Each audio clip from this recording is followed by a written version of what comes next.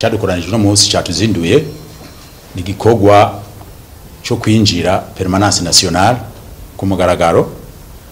Twari tumaze iminsi kuva aho tugirana ikoraniro kaminuza itariki 10 z'ukwezi kwa gatatu 2024 Indongozi. Ikoraniro ari ryo ryaciye rigena Indongozi nshasha. Twaciye twihutira gutanga icegeranyo mu bushikiranganje ujeje kugenzura ibikorwa vy'umugambwe. Tubasaba yuko yuvuye muri iryo koraniro ko biraba bakagira ico babivuzeko.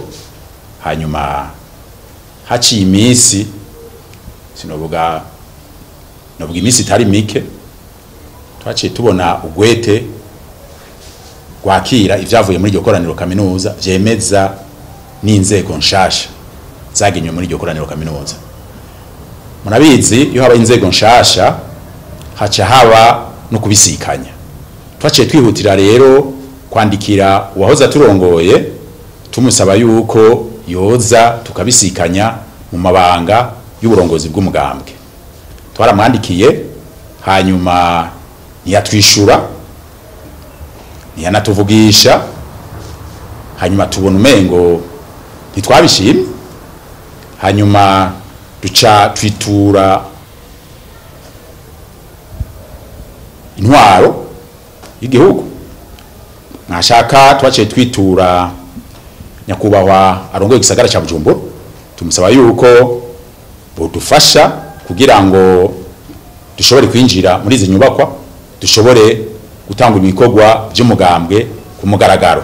Murazi yuko tumaze umwaka urenga n'inusu atabikorwa biko birakogwa vyarahagaze. Rero tumaze kubona yuko ivyavuye mu ikoraniro ryemejwe twaje dushaka yuko dushika ngaha. No musi rero uwo twandikiye nyakubahwa umukuru w'igisagara ca Bujumbura yaduhaye abaza kudufasha kwinjira ngaha ku mugaragaro.